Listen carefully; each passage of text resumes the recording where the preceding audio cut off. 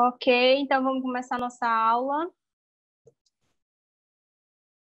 Então, vou me apresentar para vocês, para quem está chegando na turma hoje. Sou a Poliana Oliveira, jornalista do portal 180 Graus. Cubro política atualmente no portal, já trabalho há 11 anos na empresa. E nesse curso que a gente está transmitindo agora através da fanpage do portal 180 Graus, e é realizado pelo Instituto Galaxy em parceria com a ABEP, a gente tem esse bate-papo às quartas-feiras falando sobre noções de política. Quem quiser rever as últimas aulas, ou quem está começando agora e quer ver as aulas desde o início do nosso curso, basta acessar o YouTube da ABEP. Você vai lá no nosso canal, pode pedir pelo WhatsApp, você fala com o pessoal do Instituto Galaxy, pode pedir o link das aulas, mas você encontra lá no canal da ABEP, Associação de Blogueiros do Estado do Piauí, todas as nossas aulas. Como é que funcionam nossas aulas de noções de política? A gente tem um bate-papo sobre o cenário político atual e a gente também mostra um pouquinho de como é que funciona cada um dos poderes e cada uma das instituições que são envolvidas no processo político brasileiro. A gente começou o nosso curso, as nossas aulas, falando sobre o executivo, o legislativo e o judiciário. Nossas aulas foram seguindo essa ordem. E como a gente está nesse processo de eleições, a gente está desde a última aula falando sobre as resoluções que regem o processo eleitoral. E para quem estava na última aula, vocês lembram que eu falei sobre o processo de adiamento das eleições por conta da pandemia? Então, saiu agora o resultado da votação que teve na Câmara dos Deputados. Foi definido, de fato, o adiamento das eleições municipais, as eleições para prefeito e vereador, em 2020, vai acontecer somente em novembro. Vocês estão acompanhando aí no compartilhamento de tela? Eu vou abrir para vocês a matéria do 180 Graus que a gente acabou de publicar com o resultado dessa votação, tá ok? Então, a PEC 18/2020, como a gente estava falando, já foi votada em primeiro e segundo turno, lá na Câmara dos Deputados. O primeiro turno terminou há mais ou menos 1h30, 2 horas mais ou menos, e agora saiu o resultado do segundo turno dessa votação lá na Câmara, que foi aprovada no segundo turno com 407 votos contra 70. Então, nesse caso, eleições definitivamente adiadas para novembro. Esse texto, como não sofreu modificações, ele não precisa voltar para o Senado Federal. Ele já vai ser promulgado pelo Congresso Nacional, certo? Já amanhã, numa cerimônia marcada pelo presidente da Câmara, Rodrigo Maia, a partir das 10 horas da manhã vai ter a solenidade de promulgação dessa PEC, certo? O que é que ficou, então, definido? Problema de áudio é todo mundo ou é algo só um individual? Tá ok o áudio? Se tiver algum problema, mais algum problema de áudio, tenta falar com a Nívia, o pessoal do Galaxy, para orientar vocês sobre alguma configuração que possa ser ajustada para melhorar o áudio, tá bom? Então, vamos lá. O que ficou definido sobre o adiamento das eleições? O que estava previsto para acontecer dia 4 e dia 25 de outubro, primeiro e segundo turno das eleições, onde houvesse necessidade de segundo turno, ficou para os dias 15 e 29 de novembro, certo? Aí, nessa emenda, foram aprovadas algumas emendas que definem ao Congresso, da autonomia ao Congresso, para fazer a modificação em cidades onde, por exemplo, a pandemia está mais complicada em novembro. Porque o que foi essa questão do adiamento? O adiamento ficou definido por conta da pandemia, para evitar aglomerações, porque a gente sabe que dia de votação sempre os locais ficam lotados, para evitar o deslocamento de pessoas que fazem parte do grupo de risco. Então, definiu-se por adiar, por imaginar-se que em outubro estaria muito próximo essa data e em novembro a gente já teria, em tese, uma situação mais controlada. Apesar de que a gente não tem, assim, claramente que em novembro a pandemia já vai estar controlada com redução dos casos de forma significativa. mas isso é outro ponto. Ficou definido, então, para novembro. Mas, digamos que em alguma cidade, em algum estado, certo?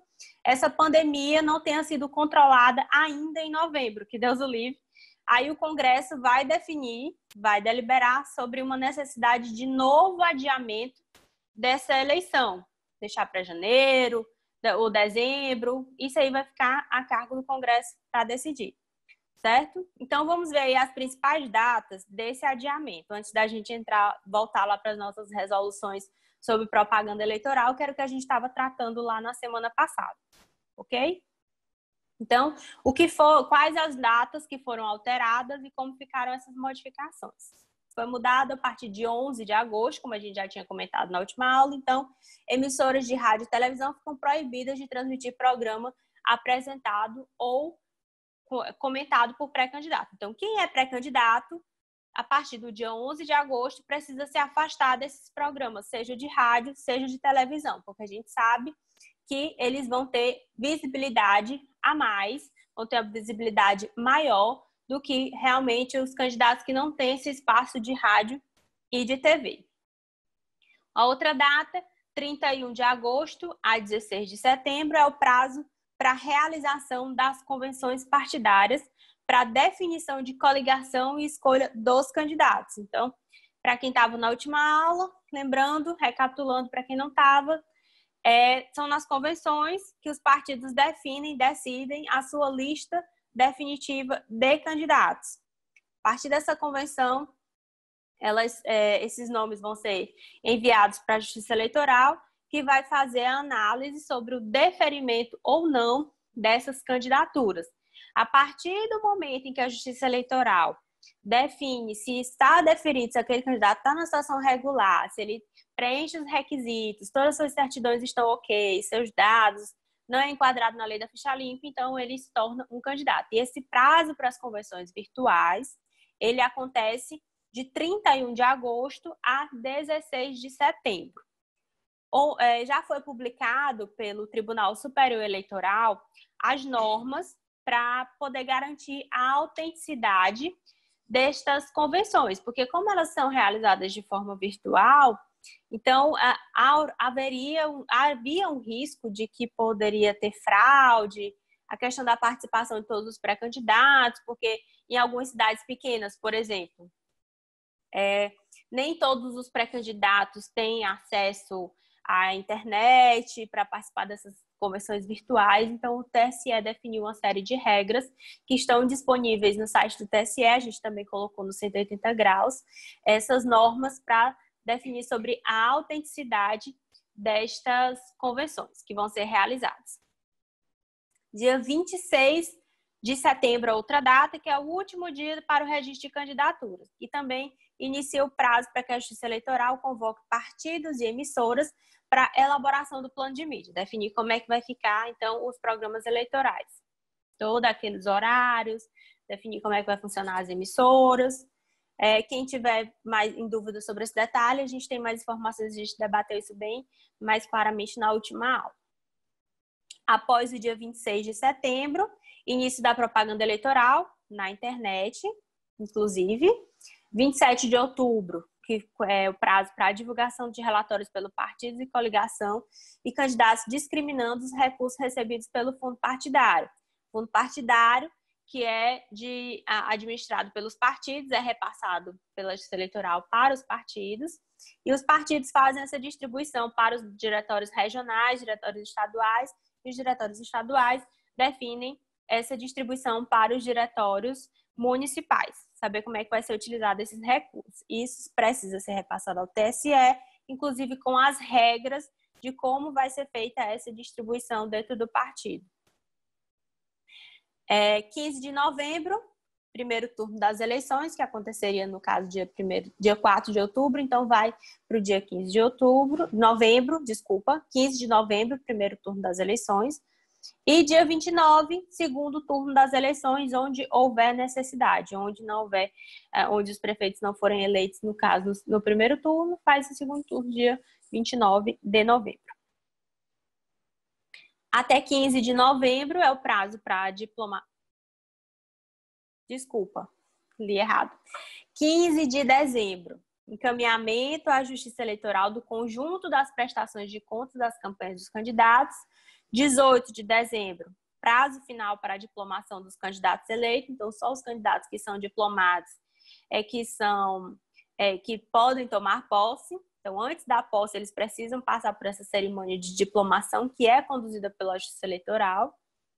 Dia 12 de fevereiro de 2021 é o prazo para publicar o resultado do julgamento das contas dos candidatos eleitos. E dia 1º de março, prazo para os partidos e coligações ajuizarem representação na Justiça para apurar irregularidades nos gastos de campanha. A posse permanece no dia 1º de janeiro, isso não foi alterado. Então, só recapitulando para quem entrou na aula já depois, eleições definitivamente adiadas no Brasil, as eleições municipais, eleições realizadas esse ano para eleger prefeitos e vereadores. E essas foram as alterações, está lá na capa do 180 graus, as informações sobre esse adiamento. E agora a gente vai ver, a gente vai tratar sobre as regras de propaganda eleitoral. A gente começou na semana passada sobre essas regras e a gente vai dar continuidade agora com essas normas, o que é permitido, o que não é permitido. Conhecer essas regras nos ajudam a fiscalizar justamente a campanha dos candidatos, tanto como profissionais de imprensa, já que o curso é voltado para grande parte do nosso público aqui de curso são blogueiros que trabalham no interior, correspondentes que trabalham no interior e também que trabalham aqui na capital, cobrindo política. A gente tem também alguns pré-candidatos participando do nosso curso.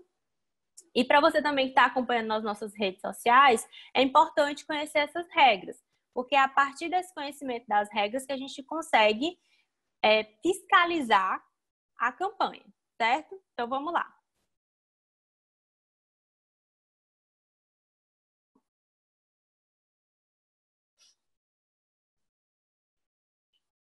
Só um instante.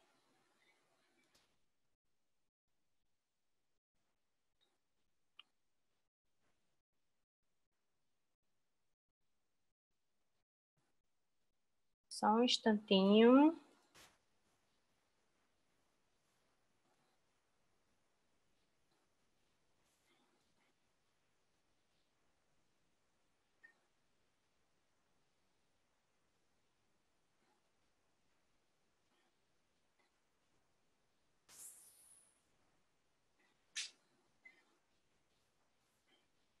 Vou voltar aqui o compartilhamento.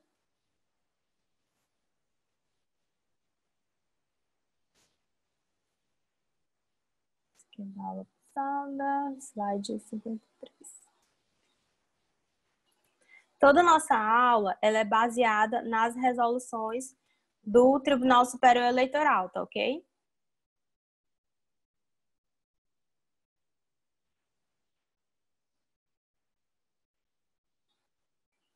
Carregando aí o arquivo.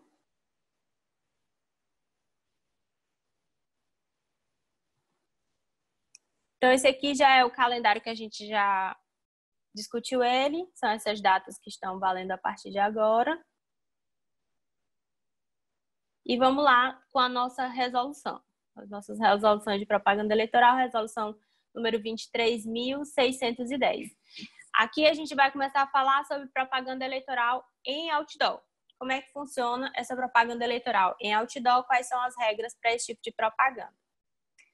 É vedada a propaganda eleitoral por meio de outdoors, inclusive eletrônicos, sujeitando-se à empresa responsável, os partidos políticos, coligações e candidatos, a imediata retirada da propaganda irregular e, nesse caso, quando há a ocorrência da propaganda irregular, a multa que pode ser aplicada, ela vai de R$5.000 a R$15.000. Então, o uso de outdoors para propaganda eleitoral não é permitido. Assim como a gente estava falando na última aula para a questão das placas, os cavaletes, que são locais de grande circulação de pessoas e isso antigamente gerava uma grande poluição visual. Era tudo tomado por esse tipo de propaganda. Parágrafo 1º do artigo 26 da resolução diz o quê? Que a utilização de engenhos ou equipamentos publicitários, ainda que em conjunto de peças, justapostas ou não, que se assemelham ou causem efeito visual de outdoor, sujeita-se ao infrator à multa. Então, criar o efeito outdoor, você coloca muitas peças juntas, tudo juntinho, então também é proibido. A caracterização da responsabilização do candidato, na hipótese do parágrafo 1º desse artigo, não depende de prévia notificação, bastando a existência de circunstância que demonstre seu prévio conhecimento. Caso da propaganda eleitoral na internet. É permitida a partir do dia 16 de agosto. Aí a gente tem que ver a questão dos prazos que foi modificado lá no calendário, porque isso aqui foi feito com base na resolução, certo? Mas aí o que está valendo é o calendário atual. A livre manifestação de pensamento do eleitor, identificado ou identificável na internet, somente é passível de limitação quando ofender a honra ou a imagem de candidatos, partidos ou coligações, ou divulgar fatos sabidamente inverídicos. Então, qualquer eleitor, qualquer cidadão pode utilizar a internet para livre manifestação do seu candidato, do seu vereador, também pode falar contra, não tem problema, desde que não ofenda a honra e a imagem deste candidato, nem partido político ou coligação, e nem divulguem fatos sabidamente inverídicos, as fake news, propagar notícias falsas, informações que são sabidamente falsas. Então, o cidadão, ele no uso das suas redes sociais, ele pode se manifestar redes sociais, nos seus blogs, sites, ele pode manifestar a sua opinião de forma livre, certo? Artigo 28, a propaganda eleitoral na internet poderá ser realizada das seguintes formas. O que diz? No sítio do candidato, na página do candidato, endereço eletrônico comunicado à Justiça Eleitoral e hospedado direta ou indiretamente em provedor de aplicação de internet estabelecido no país. Então, tem que ser um site hospedado no Brasil, certo? E tudo isso informado à Justiça Eleitoral. O candidato tem um site, ele tem que repassar esse domínio, esse site, essas informações da Justiça Eleitoral, que é ele que vai ser fiscalizado, aquele site, aquela página. Em sítio do partido político ou da coligação, com endereço eletrônico, comunicado à Justiça Eleitoral e, da mesma forma, hospedado em provedor no país. Pode também ser feita a propaganda pela internet através de mensagens eletrônicas para endereços cadastrados gratuitamente pelo candidato, partido político ou pela coligação, observadas as disposições da Lei Geral de Proteção de Dados quanto ao consentimento do titular. Então, pode ser através de e-mail, pode ser através de mensagens de WhatsApp, desde que a pessoa tenha previamente autorizado. Então, você tenha um cadastro lá, porque como é que as pessoas faziam antigamente?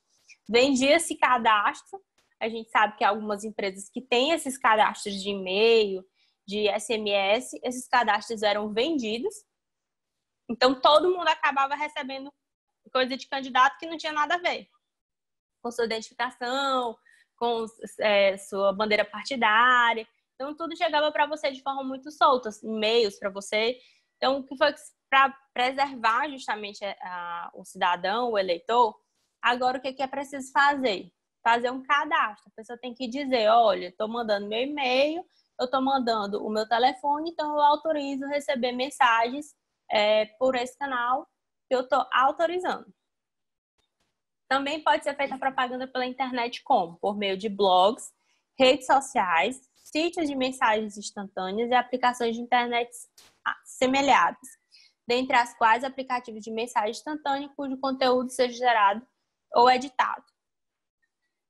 Então, pode ser feito esse tipo de propaganda através desses meios na internet. Artigo 29, um ponto que é importante. É vedada a veiculação de qualquer tipo de propaganda eleitoral paga na internet, excetuando o impulsionamento de conteúdo. Então, propaganda paga, comprar um anúncio na internet, um candidato político não pode comprar um anúncio num blog, comprar um anúncio, por exemplo, no 180 graus. Não tem como o candidato comprar esse tipo de anúncio, colocar lá um banner no portal, seja qualquer portal, na internet, num site Globo, UOL, não pode, né? O que ele pode fazer? O que foi autorizado de propaganda paga na internet? O impulsionamento. Então, você utiliza lá a ferramenta do Facebook, do Instagram. Então, você pode botar aquele postzinho patrocinado, desde que traga todas as informações. São informações de partido político, coligações de candidatos, que tem CNPJ, tem uma série de dados que você precisa preencher.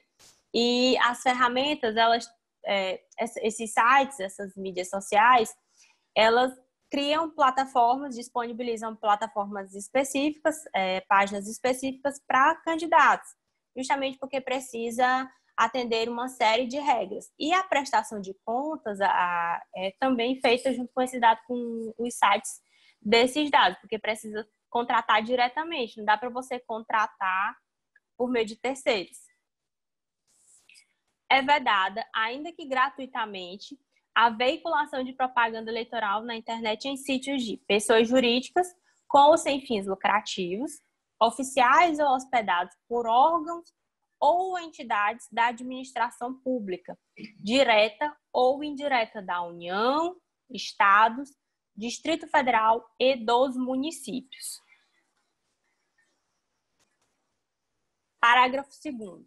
A violação do disposto nesse artigo sujeita o responsável pela divulgação da propaganda ou impulsionamento de conteúdo, quando comprovado seu prévio conhecimento, o beneficiário a multa de 5.000 a 30.000 reais, ou em valor equivalente ao dobro da quantia despendida, se esse cálculo superar o limite máximo da multa. Então, a gente tem aí multa prevista para quem usa impulsionamento fora das regras, né, de 5.000 a 30.000 reais. Aí, sobre os dados que precisam constar. Todo impulsionamento deverá conter de forma clara e legível o número de inscrição do Cadastro Nacional de Pessoa Jurídica, o CNPJ, ou CPF do responsável, além da expressão propaganda eleitoral. Você precisa ser informado, apesar de que a propaganda eleitoral ela não é tão sutil, né? As peças de propaganda elas não são tão sutis, mas precisa lá ter especificado que se trata de uma propaganda eleitoral, justamente para que o cidadão não se depare com o conteúdo achando que é outra coisa. Ele já está sabendo ali que aquele é um informe eleitoral. Artigo 30 da Resolução 23.610 da propaganda eleitoral na internet. Para você que está começando na aula agora, que está acompanhando nas nossas redes sociais, a gente está falando sobre as regras de propaganda eleitoral. Lembrando que as eleições já foi definido pelo adiamento para o dia 15 de novembro, certo? Você começou na nossa turma agora, está acompanhando pelas redes sociais, a gente está seguindo aqui nas regras de propaganda na internet. Artigo 30 diz que é livre a manifestação do pensamento, vedado ou anonimato durante a campanha eleitoral. Por meio da internet é assegurado o direito de resposta nos termos do artigo 58, parágrafo 3º, inciso 4º, a linha A, B e C, aí tem a normatização desse direito de resposta, e por outros meios de comunicação interpessoal, mediante mensagem eletrônica e mensagem instantânea. Então, você saiba que, a partir do momento em que você está manifestando seu pensamento, sua opinião, você também pode estar, se você estiver ofendendo alguém, dizendo alguma inverdade, assegurado o direito de resposta para a pessoa que se sentir ofendida. Então, não é aquela história. Internet, há muito tempo naquela também não existe há muito tempo, mas a internet já deixou essa história de ser terra de ninguém. Não é terra de ninguém. O que você publica na internet, você é sim responsabilizado. E em época de eleições, as pessoas estão muito mais de olho, porque a gente sabe como é que é a paixão política no nosso país. Nosso país o cidadão tem uma veia política muito mais, não política como a gente queria, mas é a política partidária, aquela questão do fanatismo político. Mas, então, você tem que ficar de olho no que você está publicando. Você é livre para publicar, você é livre para manifestar a sua opinião, mas fique sabendo que você também é sujeito, pode ser que a Justiça Eleitoral condene a publicar um direito de resposta caso você esteja ofendendo ou dizendo alguma inverdade sobre aquela pessoa a quem você está escrevendo a mensagem, um post, uma mensagem no WhatsApp. A violação do disposto nesse artigo sujeitará ao responsável pela divulgação da propaganda e, quando comprovado seu prévio conhecimento, multa de 5 mil a 30 mil reais. Sem prejuízo das sanções civis e criminais, você pode responder civil e criminalmente, a Justiça Eleitoral poderá determinar, por solicitação do ofendido, a retirada da publicação que contenha agressões ou ataques a candidatos em sítio da internet, inclusive nas redes sociais. Ou seja, se no seu blog você faz algum tipo de ataque, agressão a um candidato, a Justiça Eleitoral poderá determinar a retirada desse conteúdo. Aí tem as outras questões. É censura, é ofensa. Então, claro que também tem esse mérito que vai ser debatido caso haja alguma situação parecida. Mas você fica sujeito à retirada daquele conteúdo. A Justiça Eleitoral pode determinar e você ainda pode responder civil e criminalmente por aquela publicação, mesmo que seja numa rede social ou num site. No caso dos direitos de resposta em propaganda eleitoral, em se tratando de provedor de aplicação de internet que não exerça controle editorial prévio sobre o conteúdo publicado, ou seja, está sendo um debate, Facebook e as redes sociais as mídias sociais estão sofrendo esse boicote sobre a questão das políticas de privacidade, sobre as ofensas. Então, nesse caso, por exemplo, no Facebook ele não vai toda vez verificar o que você está publicando. Você publica lá e alguém pode denunciar e remover. Então, nesse caso, em que não há controle editorial, a obrigação de divulgar a resposta recairá sobre o usuário, responsável pela divulgação do conteúdo ofensivo, na forma pelo tempo que vier a ser definido na respectiva decisão judicial. Artigo 33.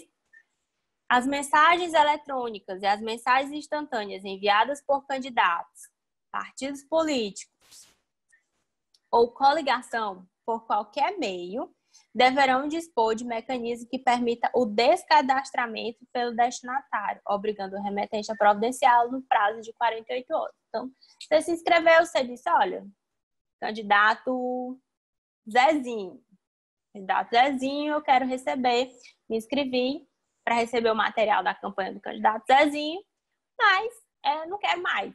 Não quero mais receber e-mail, não quero mais receber SMS do Zezinho. Então, o Zezinho ele tem que te oferecer essa alternativa de você sair dessa listagem de mensagens eletrônicas e você tem que ser removido dentro de 48 horas desse tipo de mensagem, dessa corrente de mensagem.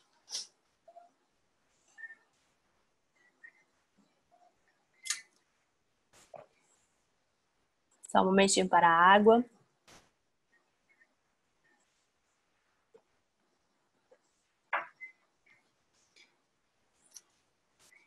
A Michelle está perguntando sobre a questão da propaganda eleitoral, o uso da expressão.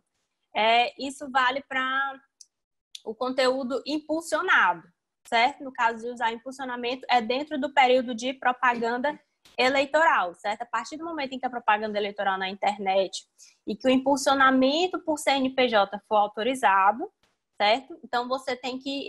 Esse nome propaganda eleitoral, ele meio que vem já automático, mas aí também a peça, o ideal é que venha com esse nome propaganda eleitoral. É dentro do período de propaganda, certo? Essa obrigatoriedade. Até porque nós não estamos em período de propaganda. O que a gente pode fazer nesse momento é a divulgação das ações, da história do pré-candidato, né? Ou do candidato, no caso, que você disse que é vereador, né? Então, você pode continuar divulgando as ações do vereador sem pedido expresso de voto. Nada que caracterize a campanha. Nós não estamos ainda em período de campanha, de propaganda eleitoral. certo? Mas aí, a partir do momento que a propaganda eleitoral iniciar, aí dentro de todo do sistema já vai vir todos esses dados para você preencher, ela já vai vir sinalizada como propaganda eleitoral, mas o ideal também é que sua peça já tenha informando todos esses dados.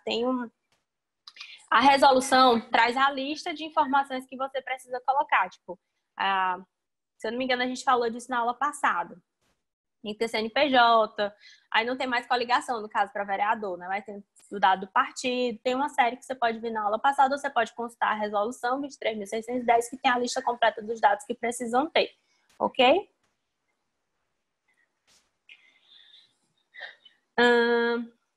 Acho que eu cliquei aqui.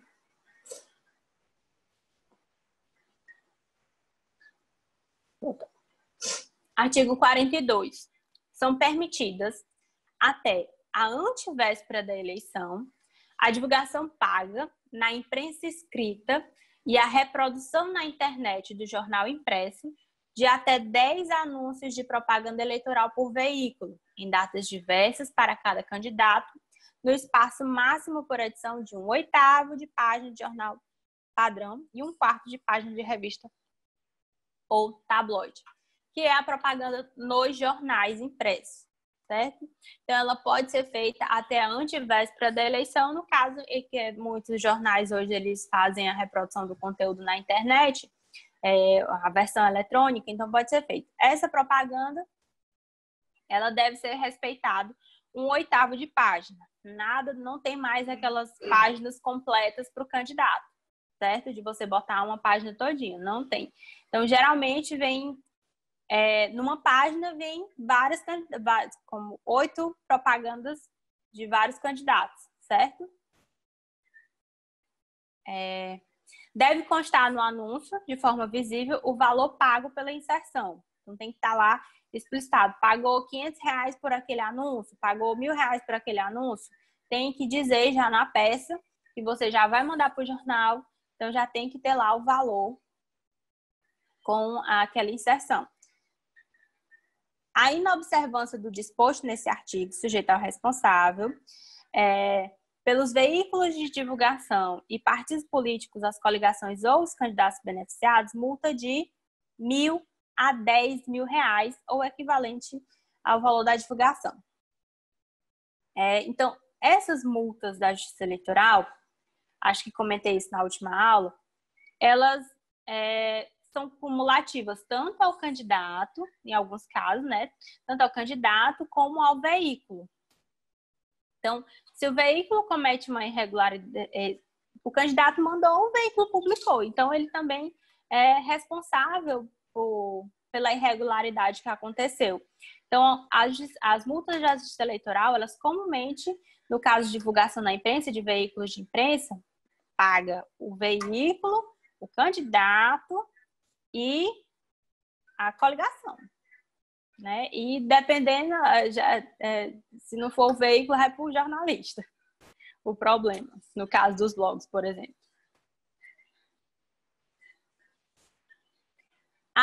Parágrafo 4º. Não caracterizará a propaganda eleitoral a divulgação de opinião favorável a candidato, partido político ou coligação pela imprensa escrita, desde que não seja matéria paga. Mas os abusos e os excessos, assim como as demais formas do uso indevido de meio de comunicação, serão apurados e punidos. Para quem estava na aula passada, eu falei sobre a garantia da isonomia, da equidade para os candidatos. Eu preciso dar condições iguais para os candidatos na divulgação do conteúdo dele. Se eu vou cobrir o candidato, tem 5 candidatos, por exemplo, a prefeita aqui de Teresina. O ideal é que eu faça a cobertura dos 5 candidatos, que eu dê espaço para os 5 candidatos, certo?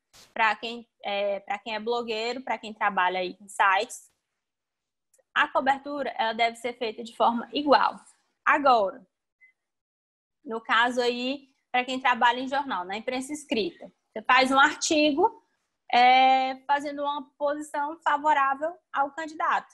você pode fazer, você pode assinar um artigo se você trabalha na imprensa escrita, mas não pode ser matéria paga. Isso precisa ser de livre manifestação. Você vai lá, o jornal manifesta, aceita seu editorial e coloca lá aquele texto. Não pode matéria paga, tá certo? Manifestação livre de pensamento e de opinião. Mas a questão dos abusos é fiscalizada, porque aí já pensou, todo dia traz um artigo sobre o mesmo candidato. Isso pode configurar um abuso, não é? Porque está repetindo a mesma pessoa recebendo uma opinião favorável, então pode ser que se configure um abuso e isso vai ser analisado. Pausa para água.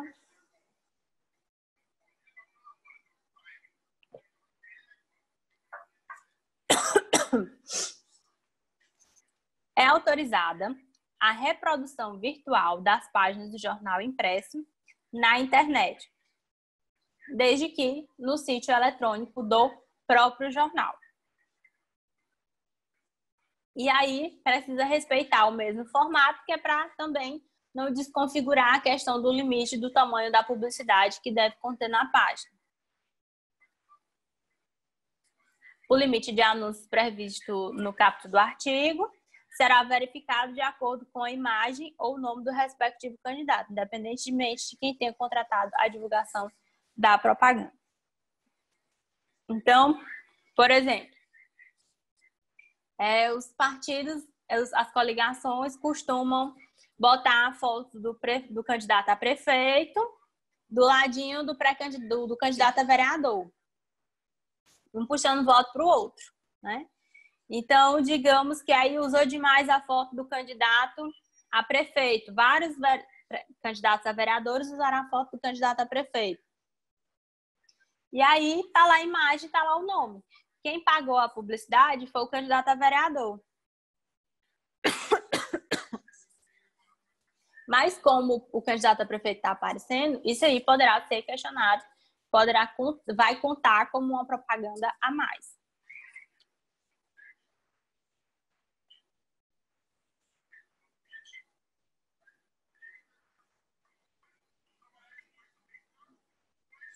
Aí a gente tem aqui, a partir do dia 6 de agosto do ano da eleição, é vedado às emissoras de rádio e televisão, em sua programação normal, transmitir, ainda que sob a forma de entrevista jornalística, imagem de realização de pesquisa ou qualquer tipo de consulta popular de natureza eleitoral em que seja possível identificar o entrevistado ou que haja manipulação de dados.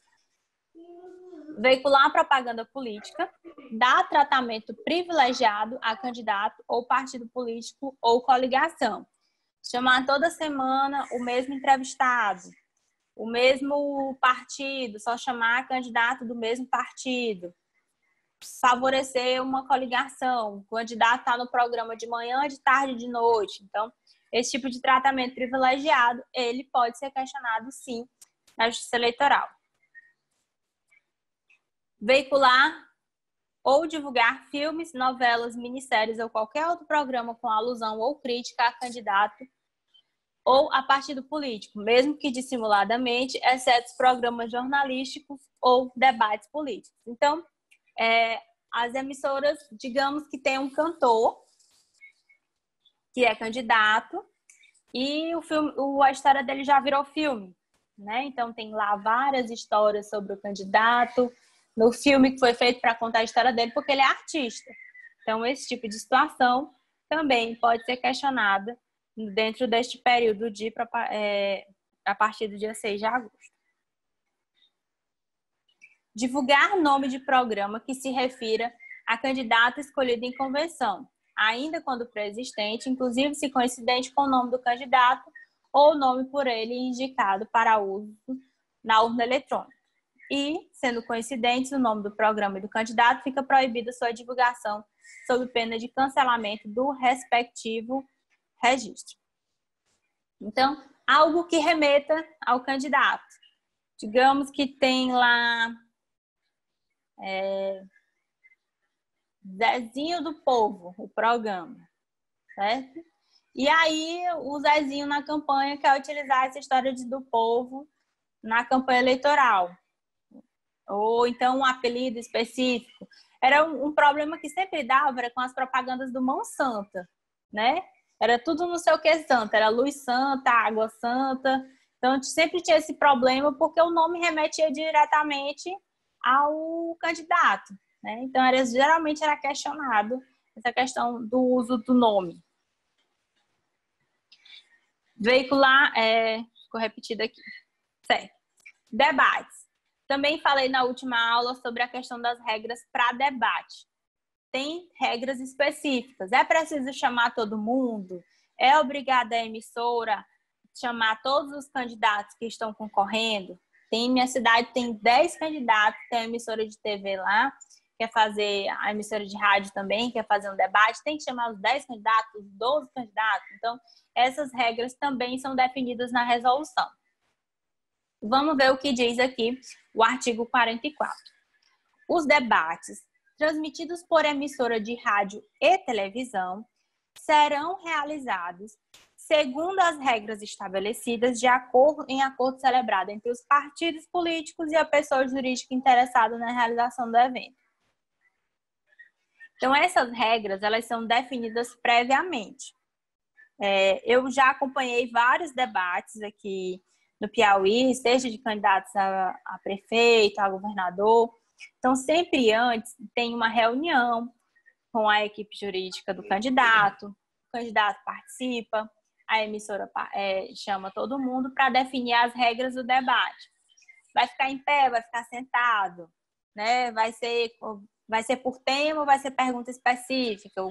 A pessoa, o eleitor, vai ser exibido por vídeo. Como é que vai ser a réplica, 1 minuto, 30 segundos, 40 segundos, isso tudo é definido previamente e repassado à Justiça Eleitoral. Parágrafo 1º. Deve ser assegurada a participação de candidatos dos partidos políticos com representação no Congresso Nacional de, no mínimo, 5 parlamentares. Então, se o partido do Zezinho não tem representação mínima no Congresso Nacional, e o que é dito como representação mínima? 5 parlamentares. Se ele não tem, então, não é assegurada a participação dele no partido. É facultada a emissora de rádio ou TV convocar o Zezinho para participar do debate. Desde que, quando cessada a condição subjúdice, na forma estipulada pela resolução que dispõe sobre a escolha e o registro dos candidatos para as eleições. E o registro de candidatura não tenha sido indeferido, cancelado ou não conhecido. Na elaboração das regras para a realização dos debates, serão observadas as seguintes vedações. Não poderá haver deliberação pela exclusão de candidato cuja presença seja assegurada na forma do parágrafo 1º desse artigo. Então, se ele tem representação mínima no Congresso, ele não pode ter sua exclusão do debate. Não poderá haver deliberação pela exclusão de candidato cuja participação seja facultativa e que tenha sido convidado pela emissora de rádio ou de televisão. Para os debates que se realizarem no primeiro turno das eleições, serão consideradas aprovadas as regras, inclusive as que definam o número de participantes, que obtiverem a concordância de pelo menos 2/3 dos candidatos aptos para as eleições majoritárias e de pelo menos 2/3 dos partidos políticos com candidatos aptos, no caso das eleições proporcionais. E aí, quem são os aptos? São os candidatos filiados a partidos políticos com representação mínima de 5 parlamentares. Os debates transmitidos na televisão deverão utilizar, entre outros recursos, a subtitulação por meio de legenda oculta, de janela com intérprete de língua brasileira de sinais e audiodescrição. Então, isso para garantir que todo mundo consiga acompanhar o debate, certo? Então, tem que ter lá a tradução em libras, certo? E audiodescrição. Isso é cidadania, é inclusão. Então, as emissoras têm que providenciar.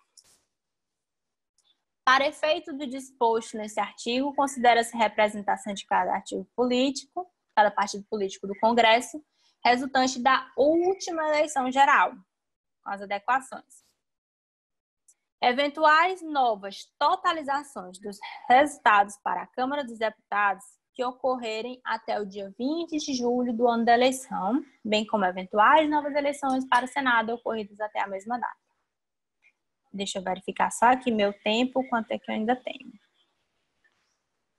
Ainda são, tá certo, tem 40 minutos. 44 minutos. As mudanças de filiações partidárias ocorridas até a data da convenção e que, relativamente aos deputados federais, não tenha sido contestada ou cuja data ou cuja causa tenha sido reconhecida pela Justiça Eleitoral. Aí não tem acordo nos debates, né, entre as participantes, entre as coligações, e o que fica valendo? Artigo 45. Não existindo acordo, os debates transmitidos por emissoras de rádio ou televisão deverão obedecer às seguintes regras. Na eleição majoritária, a representação dos debates será feita em conjunto, estando presentes todos os candidatos ao mesmo cargo eletivo, em grupos, estando presentes, no mínimo, 3 candidatos. No caso das eleições proporcionais, caso que a gente está falando nesse ano, para vereadores, os debates deverão ser organizados de modo que assegurem a presença de um número equivalente de candidatos de todos os partidos políticos ao mesmo cargo eletivo, podendo desdobrar-se em mais de um dia. Os debates deverão ser parte de programação previamente estabelecida e divulgada pela emissora, fazendo-se escolha do dia e da ordem da fala de cada candidato, mediante sorteio. Inclusive, essa questão de posição, e até fazendo uma aspa aqui, a questão de posição de candidato em debate é uma coisa muito engraçada, porque isso é definido por sorteio. E às vezes a gente vê que os principais rivais parecem uma coisa, eles ficam lado a lado, né? Os dois, assim, os que fazem a maior rivalidade, eles costumam ficar lado a lado nos sorteios. Aí vai do consenso, vai ser negociado, vai permanecer o sorteio, porque às vezes também a emissora pode tentar negociar para não haver nenhum tipo de mal-estar durante a realização do debate. Mas é engraçado quando os deputados, ou quando os candidatos, e a gente que acompanha nos bastidores, porque assim, quando a gente vê ali na TV, é um clima. Quando a gente está no estúdio acompanhando, é outro clima. Até a questão da manifestação da plateia, as fofocas que acontecem nos bastidores, quando dá aquele intervalo, candidato indo falar com outro, às vezes a oposição indo conversar com outra oposição sobre um tema, ou esclarecer alguma coisa, é interessante essa questão dos bastidores desses debates. E quando os principais adversários ficam um ao lado do outro, é bacana de assistir esse tipo de disputa, ainda mais quando são eleições para candidato a prefeito, governador, que são esses cargos do executivo. Pausa para a água.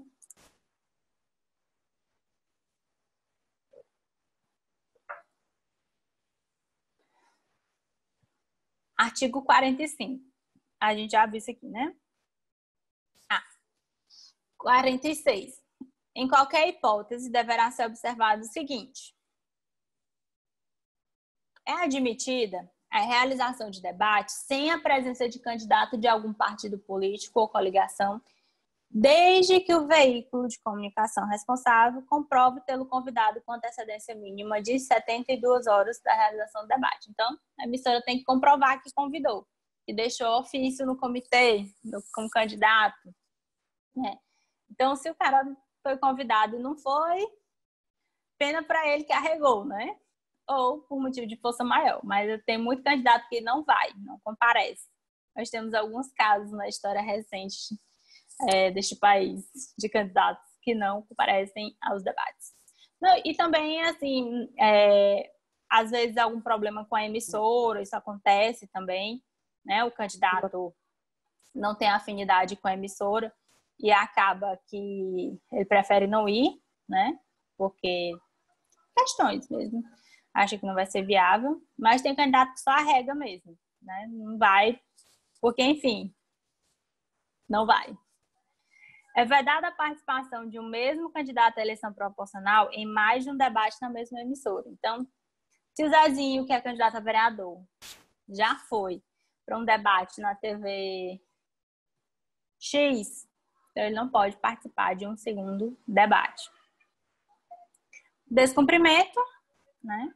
Sujeita a empresa infratora à suspensão por 24 horas da sua programação. Olha que infração para a TV é pesada. Suspensão de 24 horas da programação é muita coisa, né?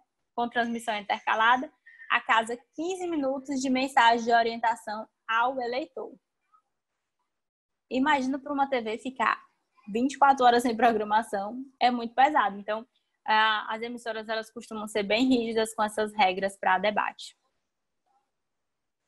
A sanção prevista nesse artigo somente poderá ser aplicada em processo judicial em que seja assegurada a ampla defesa do contraditório. A suspensão de que trata esse artigo será aplicável apenas na circunscrição do pleito. E aí, a gente tem as regras para propaganda eleitoral no rádio e na TV. É muita coisa. E são muitos pormenores. Esse assunto já é um pouco maçante. Então, eu decidi colocar apenas o QR Code para vocês. Ou vocês podem pesquisar diretamente na ferramenta de busca de vocês, no Google, no Yahoo, para dar uma olhadinha na resolução, porque são muitos pormenores dessas regras de propaganda eleitoral. É uma lista enorme que tem lá na resolução. Então, para não ficar tão cansativo, vocês podem consultar para verificar lá as regras específicas para esse tipo de propaganda.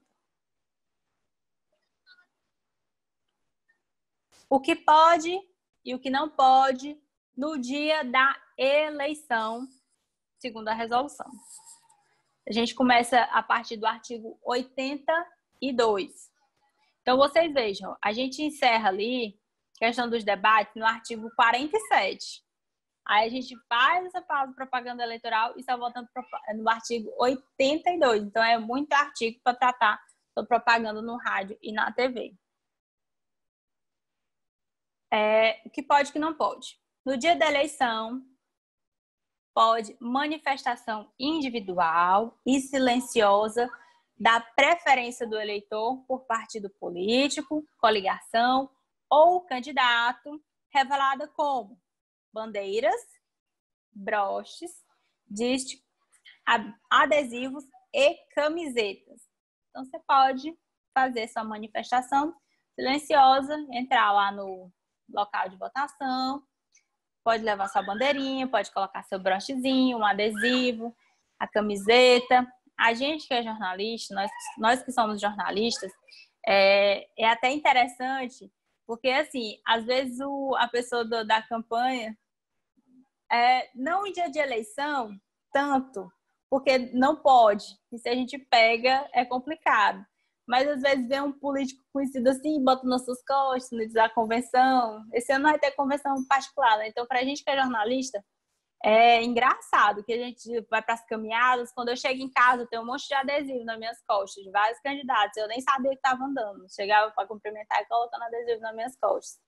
Então, esse tipo de abordagem no dia da eleição, ele nem pode ser feito. A abordagem tem que ser silenciosa. E é você que vai decidir, né? Se você tiver seu adesivo em casa para colocar e sair de casa com ele, seu broche, sua camiseta. Esse tipo de abordagem ostensiva, no dia da eleição, ele não pode acontecer.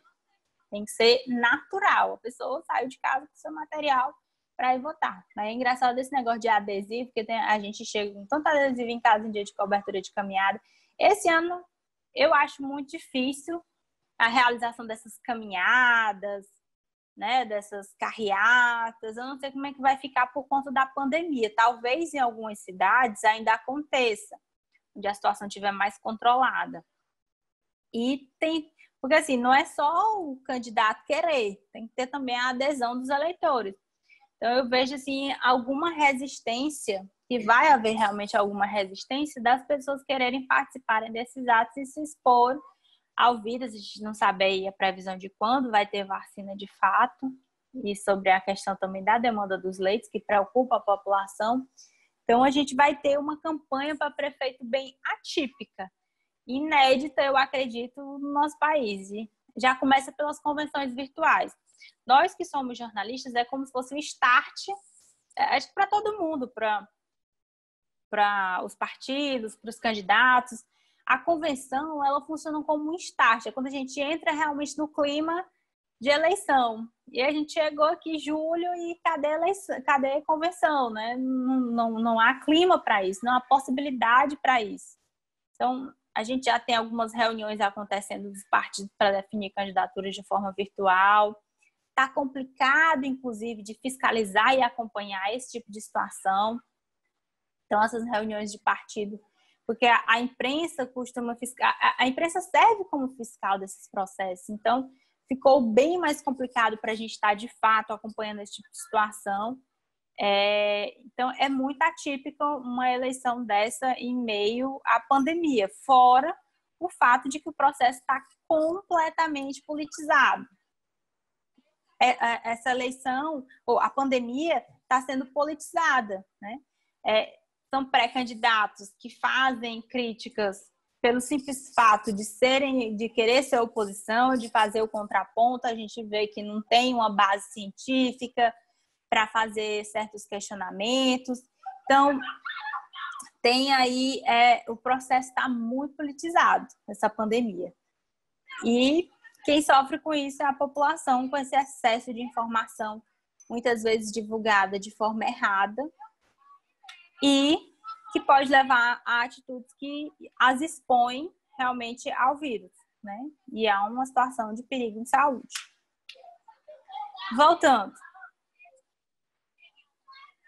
Parágrafo 1º do artigo 82, é vedado no dia da eleição, até o término do horário de votação, pode ser com ou sem utilização de veículos. O que é que não pode? Aglomeração de pessoas portando vestuário padronizado ou os instrumentos de propaganda referidos no caput do artigo. Então, um monte de gente com bandeira? Não pode. Um monte de gente com a camisa do candidato, juntinha, aquela aglomeração, parecendo boca de urna? Não pode. Então, se você vai individualzinho, é por isso que é bom, às vezes, nem ir. Eu, por exemplo, eu não ia com camisa de candidato. Primeiro que eu sou jornalista. Segundo, desde que se eu não fosse, como é que eu ia e de repente chego lá, tem 4, 5 pessoas com a mesma camisa do candidato? Aí poderia ser configurada aglomeração, né? Então, é uma camisazinha lisa com a cor do partido, rosa, verde, azul, amarelo, dependendo da cor do seu partido.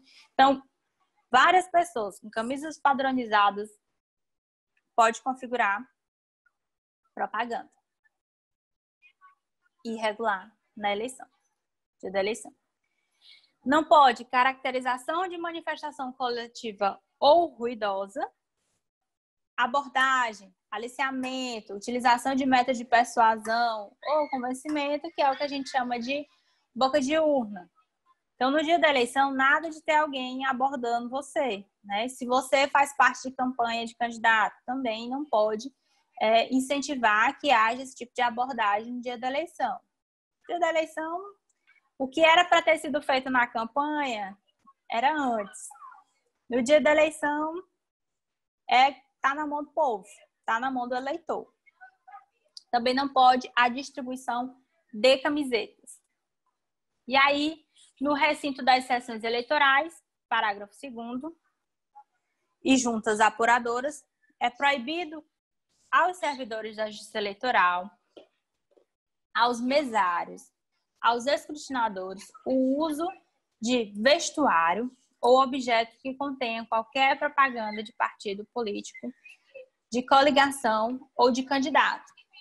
Então, o mesário também é um cidadão, né? Cidadão eleitor. Naquele dia, ele está convocado como mesário e ele está atuando para a Justiça Eleitoral, colaborando com o processo. Então, ele não pode estar manifestando, mesmo que de forma silenciosa, uma preferência política, assim como também não podem os servidores de justiça eleitoral. Aos fiscais partidários, no trabalho de votação, só é permitido que, de seus crachás, constem o nome e a sigla do partido político ou da coligação a que sirva, vedada a padronização do vestuário. Essas regras são afixadas nos locais de votação, que é o que diz o parágrafo seguinte, e a violação dos parágrafos do artigo configurará divulgação de propaganda eleitoral. Aí, o que ele diz? Nos termos do inciso 3º, parágrafo 5º do artigo 39 da Lei 9.504/97.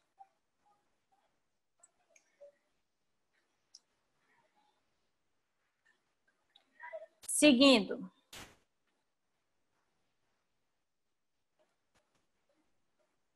Condutas vedadas aos agentes públicos em campanha eleitoral. O que não pode fazer um agente público que está em campanha?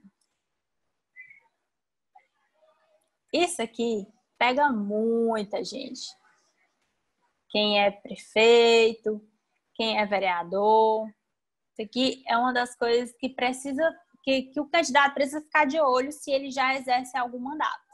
Se ele exerce ou o mandato de prefeito ou de vereador, no caso desse ano, e anos anteriores, mandato de deputado, ou no mandato de governador, presidente. É aquilo que é proibido ele, como agente público, fazer. Artigo 83. São proibidas aos agentes públicos, servidores ou não, as seguintes condutas tendentes a afetar a igualdade de oportunidade entre os candidatos dos pleitos eleitorais. Essas condutas são para evitar o quê? O chamado uso da máquina. Quem está no poder tem já o peso da administração ao seu favor. Ele já tem 3 anos e meio, que é quando acontece a campanha, 3 anos e meio, no caso de um prefeito que vai disputar a reeleição, ele está na frente da prefeitura, ele já está fazendo obra, ele já está fazendo ação, ele tem o domínio sobre o orçamento do município, questão de liberação de verbas e emendas para parlamentares.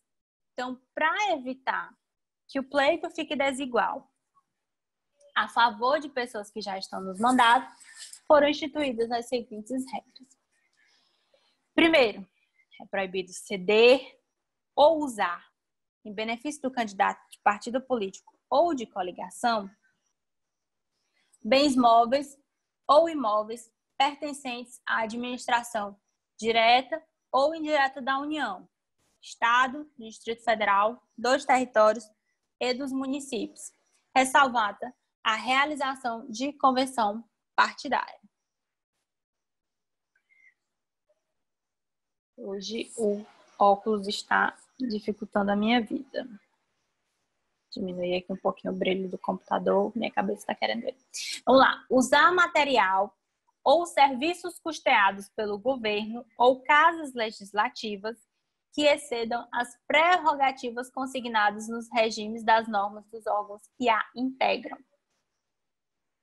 Ceder servidor público ou empregado da administração direta ou indireta federal, estadual, municipal, do Poder Executivo, ou usar de seus serviços para comitês de campanha eleitoral, de candidato, de partido político ou de coligação durante o horário de expediente normal, salvo se o servidor ou empregado tiver licenciado. Então, é aquela coisa. A pessoa é servidor, o indivíduo é servidor, e aí está prestando serviço para o comitê.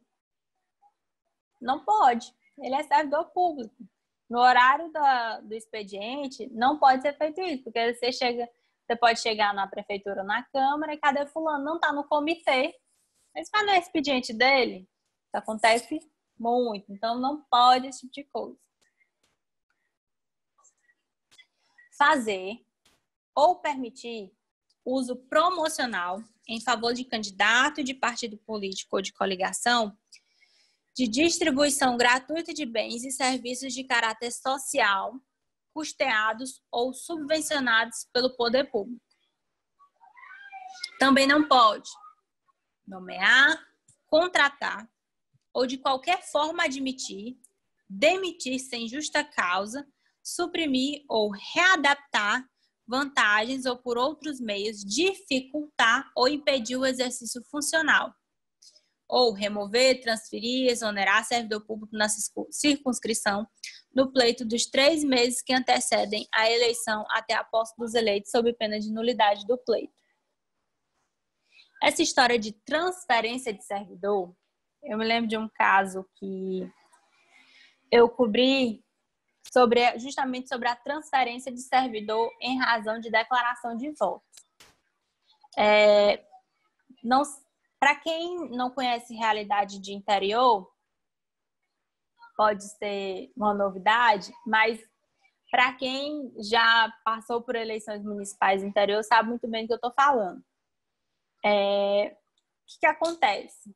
Os prefeitos, eles têm total domínio, por exemplo, do professor que mora na zona rural e é transferido para a cidade, por exemplo, ou o contrário, professor que trabalha na cidade, aí de repente diz que vai votar na oposição, aí o prefeito pega e transfere para a zona rural para dificultar a vida da pessoa. Isso é feito como forma a punir o servidor, e não pode, né? Porque isso vai estar pressionando o cidadão. Ele é servidor público. Ele está a serviço do público, da máquina pública. Não é a serviço do prefeito que é candidato. Mas isso acontece. Então, isso constitui conduta vedada. E, às vezes, isso acontece de um turno para outro. Por exemplo, primeiro turno, o prefeito foi lá, disputou contra os candidatos de oposição, foi para o segundo turno. E aí, no segundo turno, pegou e falou assim, não vou votar. Foi lá atrás, porque a gente sabe como é que funciona essa abordagem no interior. Os candidatos abordam mesmo a pessoa perguntando se vai votar ou se não vai, né?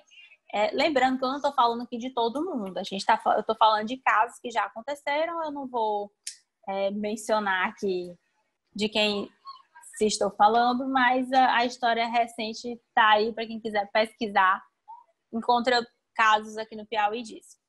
Então, de um turno ou outro vai e aí aborda esse tipo de abordagem, esse tipo de transferência para intimidação dos eleitores. Também não pode a nomeação ou exoneração de cargos em comissão e designação ou dispensa de função de confiança.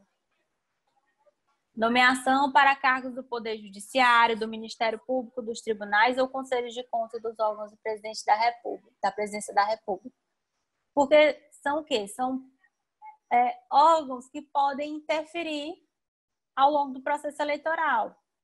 Tanto o Poder Judiciário como o Ministério Público e os tribunais. Então, evitar, não pode fazer esse tipo de nomeação.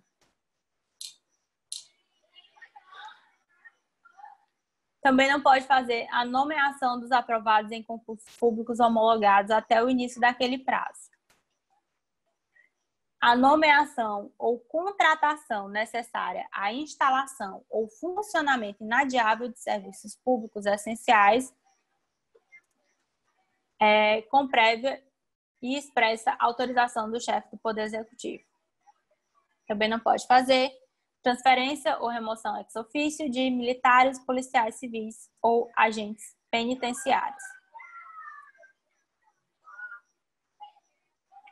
Lembrando que quem tiver perguntas, quem tiver algum tipo de dúvida, pode ir mandando no chat aqui do bate-papo que a gente vai responder. Ou eu respondo imediatamente assim que chegar, ou eu deixo para responder no finalzinho da aula.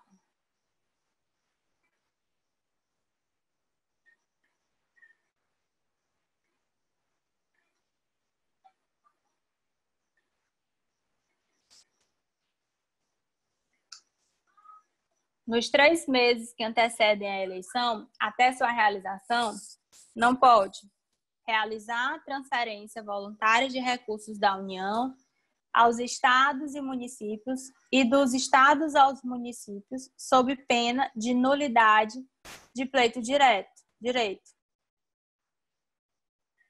Ressalvados os recursos destinados a cumprir a obrigação formal pré-existente para execução de obra ou serviço em andamento e com cronograma pré-fixado, e os destinados a atender situação de emergência e de calamidade pública. Com exceção de propaganda de produtos e serviços que tenham concorrência no mercado, autorizar publicidade institucional de atos, programas, obras, serviços e campanha dos órgãos públicos ou das respectivas entidades da administração indireta, salvo em caso de grave e urgente necessidade pública, assim reconhecida pela Justiça Eleitoral. Também não pode fazer pronunciamento em cadeia de rádio e de televisão fora do horário eleitoral gratuito, salvo, quando a critério da Justiça Eleitoral, tratar-se de matéria urgente, relevante e características da função de governo. Realizar, no primeiro semestre do ano da eleição, despesas com publicidade dos órgãos públicos ou das respectivas entidades da administração indireta que excedam a média dos gastos do primeiro semestre dos 3 últimos anos que antecedem o pleito. Publicidade é uma importante ferramenta para um candidato, né? Então, se dentro do período eleitoral há limitações para gastos com publicidade, porque esses recursos são declarados, esses recursos vêm do fundo eleitoral, então são recursos que são limitados, alguns gestores se utilizam da própria propaganda institucional para inflar, no caso, quem já é gestor público, para inflar a sua administração. Então, faz o quê? Gasta um pouquinho a mais ou muito a mais com propaganda institucional, com publicidade. Então, é comum, verificou-se que em anos de eleição, os gastos com publicidade no primeiro semestre são elevados. Partidos e candidatos, eles costumam fazer esses gastos a mais. Então, seja mesmo para divulgar os programas, né, para interiorizar, no caso, por exemplo, o governo do estado, para quem é candidato a governo do estado, tentando uma reeleição, por exemplo, ou mesmo não vai tentar a reeleição, mas vai tentar fazer um sucessor, né, que vai tentar manter a mesma linha de administração, mesmo grupo político no poder.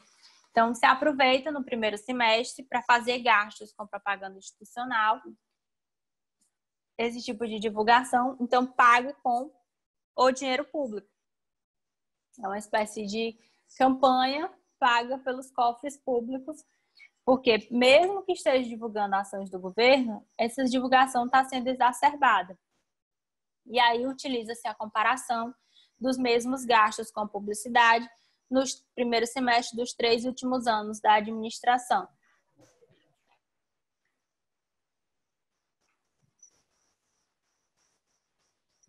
O descumprimento do disposto nesse artigo acarretará a suspensão imediata da conduta vedada, quando for o caso, e sujeitará os agentes responsáveis à multa, que vai qual é o valor dessa multa?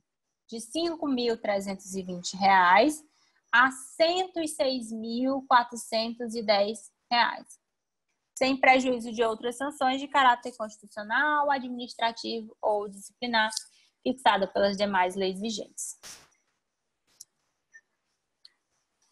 No caso de descumprimento do caput do parágrafo e do parágrafo 10º do artigo 73 da Lei nº 9.504, sem prejuízo disposto do parágrafo 4º desse artigo, o candidato beneficiado, agente público ou não, ficará sujeito à cassação do registro ou do diploma, sem prejuízo de outras sanções de caráter constitucional. Quando ele fala cassação do registro, registro de candidatura, caso ele ainda não tenha sido eleito e diplomado. Então, ele poderá ter essa cassação tanto do registro de candidatura como do diploma. Ele pode ser a cassação do diploma, aí fica complicado a questão do mandato, inviabiliza o mandato. As multas de que trata esse artigo serão duplicadas a cada reincidência. As condutas enumeradas no caput caracterizam ainda atos de improbidade administrativa, no que se refere ao artigo 11, inciso 1º da Lei 8.429/92, e sujeitam-se a disposições daquele diploma geral, em especial combinações do artigo 12, inciso 3º da Lei 9.504. Aplicam-se as sanções, parágrafo 4 desse artigo, aos agentes públicos responsáveis pelas condutas vedadas e partidos políticos, às coligações e aos candidatos que dela se beneficiarem. Então, quem ganhar com aquele tipo de conduta vai ser penalizado. No ano em que se realiza a eleição, fica proibida a distribuição gratuita de bens, valores ou benefícios por parte da administração pública, exceto nos casos de calamidade pública, de estado de emergência ou de programas sociais autorizados em lei e já em execução orçamentária no exercício anterior, caso em que o Ministério Público poderá promover acompanhamento dessa execução financeira. E aí, o Ministério Público Federal, pelo país, nas suas procuradorias, minha cadeira cai, ele tem feito recomendação aos pré-candidatos sobre as distribuições de donativos que estão sendo feitas agora em relação à pandemia. Por conta do desemprego, fechamento de empresas, a questão também dos informais que tiveram que deixar de trabalhar. Muita gente está passando necessidade, não está tendo uma renda fixa, uma renda para a sua subsistência. Então, as campanhas de solidariedade pelo país, graças a Deus, se espalharam. Mas, como vocês sabem, sempre tem quem se aproveita disso. Então, alguns pré-candidatos estão se aproveitando do momento de pandemia. Claro, estão ajudando, óbvio, fazendo seu papel, porque doar uma cesta básica, em sua essência, não é errado, é necessário. Mas estão fazendo isso em busca de votos. Então, o Ministério Público Federal, ele tem orientado os partidos e pré-candidatos sobre como fazer essa distribuição. Você quer ajudar? Você tem posse? Você tem como juntar muita gente bacana para fazer esse tipo de doação? Pode fazer, mas desde que respeitando as regras da Justiça Eleitoral. Aqui no Piauí, o Ministério Público já se manifestou em todos os estados, justamente porque em todo lugar está acontecendo isso. Não só doação de cesta, mas também a questão de roupas, de próprios recursos financeiros, para fazer a ajuda dessas pessoas. Então, é preciso ficar de olho para que não haja abuso, né? Porque o candidato pega e oferece uma cesta, a pessoa está num momento complicado, sem emprego, sem renda. Aí o candidato chega para se beneficiar daquela situação, é feio e é errado.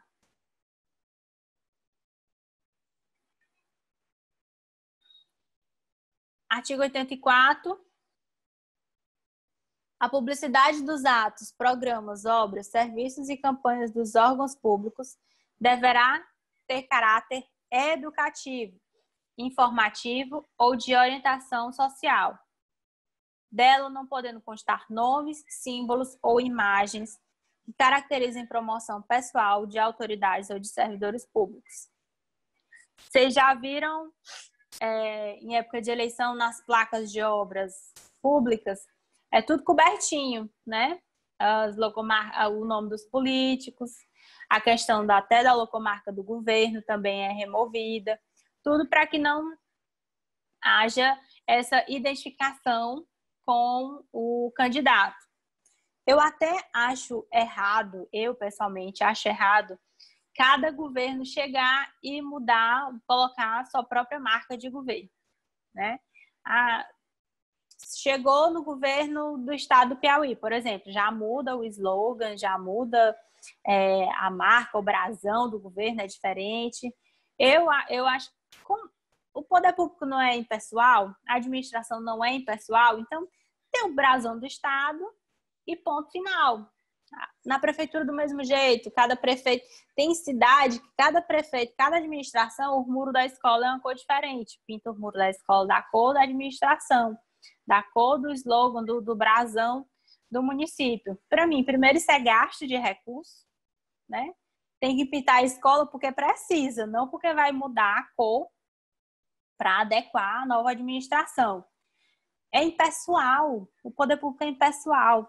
Então, não tem por que estar fazendo esse tipo de coisa. Eu acho isso completamente errado. Então, ainda é outro gasto na época de campanha para cobrir tudo, porque não pode evidenciar a marca de gestão. Então, é gasto de dinheiro e eu acho completamente desnecessário. Não tem um brasão, o Estado não tem um brasão, a Prefeitura não tem um brasão. Então, ponto final. Não precisa estar mudando a cada administração. Eu sou totalmente contra esse tipo de coisa. Né? Aqui no Piauí a gente tem nome de polícia que muda quando o nome do batalhão. Aqui tinha o Ronda Cidadão, aí virou o Rony, aí o Rony você não escuta mais nem falar, já é Força Tática, né? Porque tudo é questão de marcas que vão sendo criadas pelas próprias gestões, pelos administradores. Se você pensa, por exemplo, aqui no Ronda Cidadão, você pensa no governo dos Martins. Aí, se você pensa no Rony, você já pensa em outra pessoa, né? Já pensa no governo Wellington, tudo. Então, acho desnecessário. Fui informada sobre 9 minutos, que na verdade agora são 8 minutos.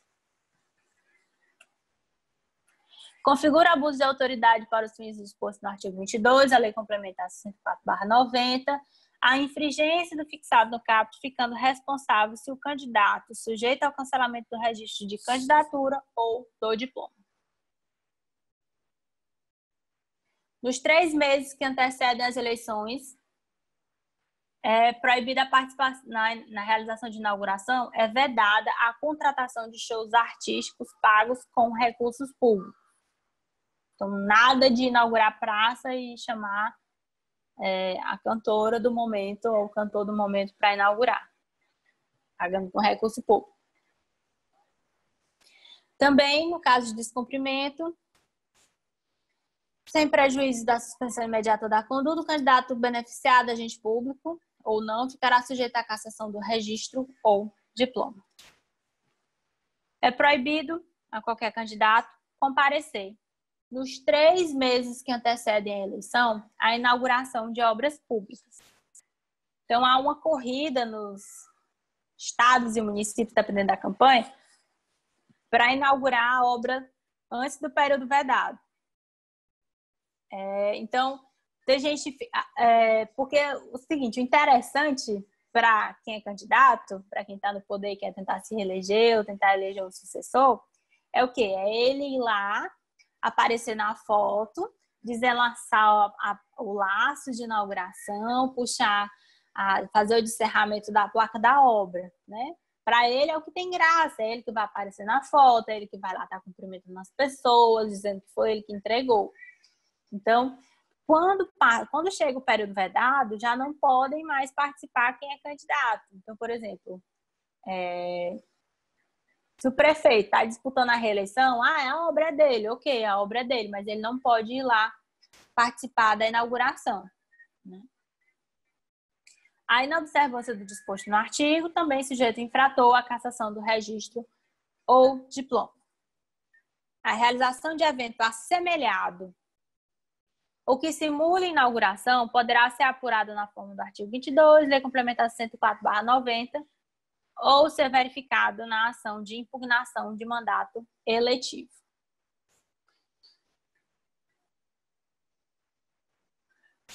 Ok? E por aqui a gente encerra o conteúdo de hoje. Alguém tem alguma pergunta ainda para fazer? Na semana que vem, a gente vai ainda estar dentro desse tema eleição. Eu vou dar uma estudada na PEC que foi aprovada que vai ser promulgada pelo Congresso para ver o que a gente ainda pode abordar sobre essas mudanças. Lembrando que essa mudança das eleições, ela não foi consenso, ela ainda não é consenso, né? Mas agora não adianta mais mudar. Muita gente questionou, achava que deveria deixar para o ano que vem as eleições, achava que deveria deixar para 2022. Então, eu vou dar uma estudada na PEC para ver o que foi definitivamente aprovado. Eu vi que teve alguns destaques que foram analisados pelo plenário. Vou dar uma olhadinha que destaques foram esses que foram votados para a gente poder debater na nossa próxima aula. Vou encaminhar o material para o nosso grupo de WhatsApp, para você que está acompanhando pelo Facebook e quiser receber esse material, basta entrar em contato com o Instituto Galaxy, certo? Você vai lá na página do Galaxy, @GalaxyPI, ou na página da ABEP no Instagram, @ABEPPiauí, e fala lá com o WhatsApp, está disponível para você receber esse material e também para saber sobre as outras aulas no nosso canal do YouTube, ok?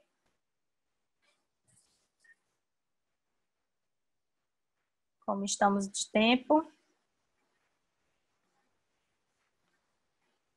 Aqui.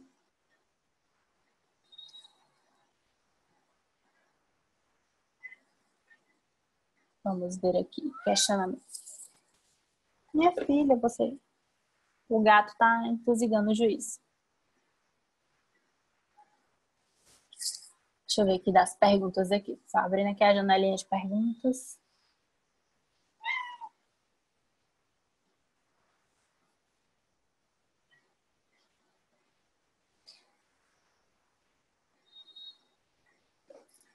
A calamidade, o Daniel está perguntando aqui sobre as exceções da lei se aplicam enquanto o estado de calamidade pública está em vigência.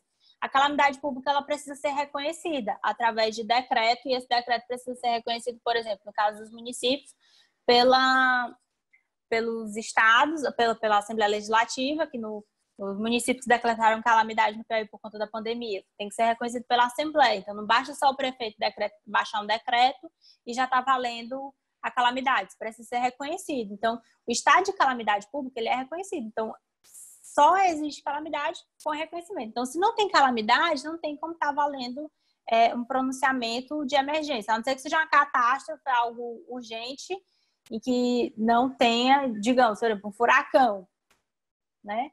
Aí pode haver, a Justiça Eleitoral vai julgar nesses casos se houver necessidade realmente de um pronunciamento. Aí vai também, como eu falo, caso a caso. Mas no caso de uma exceção por calamidade, precisa sim ser uma calamidade reconhecida e precisa estar dentro desse período, certo?